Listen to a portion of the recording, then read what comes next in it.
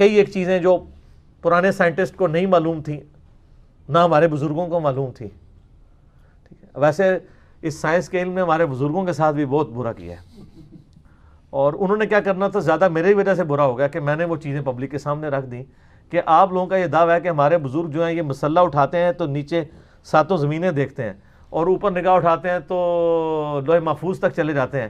تو آپ کے بزرگ جو ہے وہ تیل کیوں نہیں زمین میں دریافت کر سکے؟ تیل تو 250 سال پہلے سر ایڈون نے دریافت کیا ہے پنسلوینیا امریکن اسٹیٹ میں. 1853 میں پہلا کنواں نکلا. تو وہ کسی رحمت اللہ علیہ کسی بزرگ، ویسے یہ لگا ہے کہ اس کی مٹھی داڑھی تھی، سر ایڈون دی مٹھی داڑھی ہے پوری، اور رکھی ہے نا یوٹیوب پہ ہوتی ہیں تو دیکھ لو. تو یہ اس نے دریافت کیا، آپ لوگوں نے تو دریافت نہیں کیا.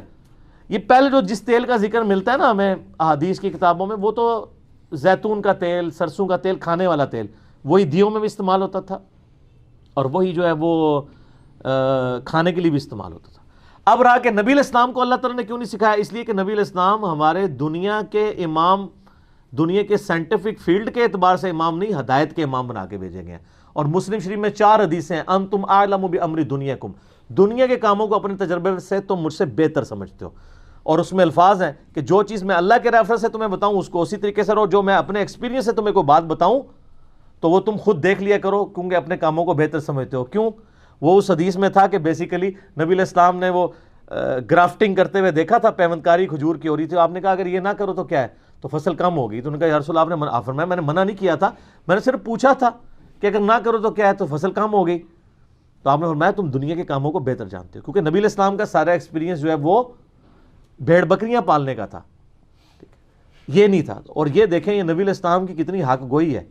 اور اس پہ صحیح مسلم میں آپ کو باب ملے گا کہ کن کاموں میں نبی علیہ السلام کی اطاعت واجب ہے، کس میں نہیں ہے. وہ نبی علیہ السلام خود کلیئر کر گئے.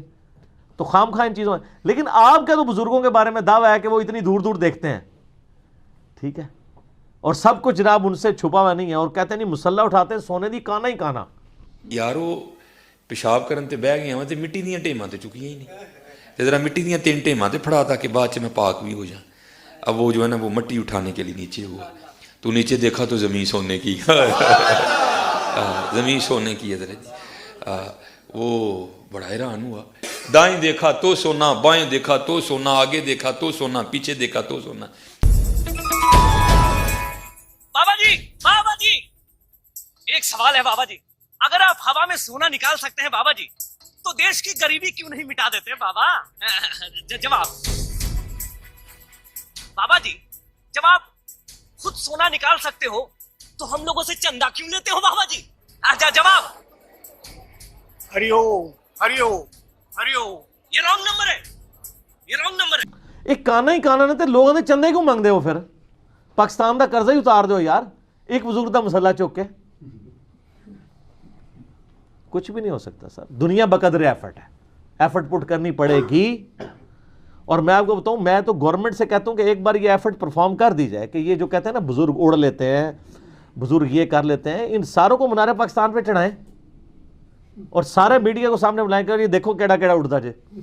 کہتا ہے جی اے بابے جو سچن جی تے میں سن رہا تھا مجبوراً، کہنے لگا جی بابے سچے ہیں تو مینار پاکستان سے آ کر چھال مارو تے پھر بابے نو کہو نا جی بچاؤ، تے بابے بچا لین گے تے میں مان لواں گا جی بابے سچے نے سارے. تے میں کیا پھر تو بڑا چلا آدمی، تیرے کول تے اتنی عقل نہیں ہے، تو توحید دا ٹھیکہ چکیا ہے، تو مینار پاکستان تو چھال مار رہا، تو کیا یا اللہ مینوں بچا لے. اچھا یہ باتیں اللہ کے لیے آپ نہیں کریں گے کیونکہ اللہ کا کہیں دعویٰ نہیں ہے. اللہ نے تو اپنے سامنے خانہ کعبے پہ چڑھائی ہوتے بھی دیکھی ہے یزید کے مسئلے میں، اور حسین کو شہید ہوتے بھی دیکھا ہے. دنیا بقدر ایفرٹ ہے. لیکن آپ کا بزرگوں کے بارے میں یہ دعویٰ ہے کہ جناب خدا کا پکڑا چھڑائے محمد، محمد کا پکڑا چھڑا کوئی نہیں سکتا. پکڑے چھڑائے محمد تے محمد دے پکڑے چھڑا کوئی نہیں سکتا. رب نپ لیا تے حضور چھڑا لین گے، جی حضور نے نپ لیا تو بچ کوئی نہیں ہونی. وہ کہتے ہیں بزرگ، وہ کہتے ہیں شیخ عبد القادر جیلانی نے اسرائیل کو روح کھولی سی. کتنا مشہور واقعہ ہے وہ جی، روح لے کر کھولی. خدا کا نام لو میرے بھائی، کچھ نہیں ہو سکتا. تو میں اس پہ ایک چھوٹی سی انجینئرنگ کر دیتا ہوں. حضرت جندب ایک صحابی تھے. ولید بن جو عقبہ تھا، جو حضرت عثمان کی طرف سے کوفے کا گورنر تھا، اس نے یعنی کوفے کی جامع مسجد میں نا وہ مداری بھی بلوا کے تماشا بھی کرواتا تھا. ٹھیک ہے. تو ایک دن اس نے ایک جادوگر بلوایا ہوا جو جس کا کلیم تھا کہ میں گدھے کے منہ کی طرف سے داخل ہو کے اس کے اخراج والی جگہ سے باہر نکل کے دکھاؤں گا, میں مردے کو بھی زندہ کر دوں گا. یہ واقعہ سلفیوں نے بھی, صوفیوں نے بھی, سب نے نقل کیا ہے. اس کے بعد اس کی انجینئرنگ نہیں کی, انجینئرنگ ہم کرنے لگے. یہ واقعہ امام علی علیہ السلام ایک فلم بنائی ہے ایران والوں نے حضرت علی کے زندگی کے آخری 10 سال کے اوپر, اور جس میں حضرت عثمان کے بھی یعنی وہ 4-5 سال خلافت کے آخری بنتے ہیں, اس میں انہوں نے یہ فلمایا ہے واقعہ. تو وہ تماشا لگا کے بیٹھا ہوتا ہے, وہ جادوگر وہ پھر وہ کہتا ہے جی لاؤ جی, وہ کہتا ہے جی آپ کو بندہ لاؤ, میں اس کو قتل کر کے زندہ کروں گا.